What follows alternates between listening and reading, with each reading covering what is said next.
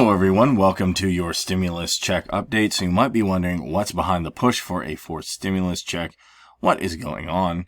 Today we're looking at CBS News and I'm going to give you the information that's been going on. So the IRS, the Internal Revenue Service, has issued more than 169 million payments in the third round of direct stimulus check aid. Now keep in mind with one thing, the fourth round might be at a state level, not the federal level. We saw 3 stimulus checks at the federal level, but anticipating that this one is going to come more than likely at the state level. Now, in the third round of direct stimulus aid, with more than 2 million people in July receiving $1,400 checks, but some lawmakers are pushing for a fourth round of stimulus aid that would effectively send recurring payments until the pandemic ends. So how's that going to work? So far, the federal response to the economic crisis caused by the coronavirus pandemic has paid out $3,200 to eligible adults, $1,200 under the Coronavirus Aid Relief and Economic Security Act in March 2020, $600 in a December relief measure, and $1,400 under the American Rescue Plan signed in March by President Joe Biden. Despite that financial assistance, millions of Americans still remain in financial distress, and spread of the Delta variant is creating new economic headwinds.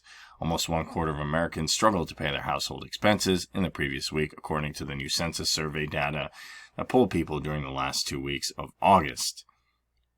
Right now, the unemployment rate still stands at 5.2%, still higher than the pre-pandemic level of 3.5%. While businesses are hiring, there's still about 5.3 million fewer people who are on payroll today than before the pandemic.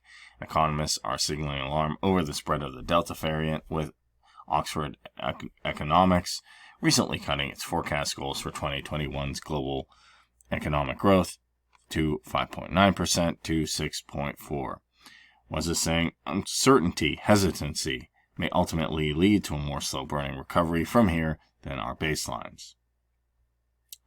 And it's worth noting that at the same time, 9.1 million people lost enhanced unemployment benefits on Labor Day when the federal benefits expired, and that will wipe out $5 billion in weekly benefits that had been flowing to unemployment workers. So those are people who are going to need help with their groceries, with their rent, with other essentials.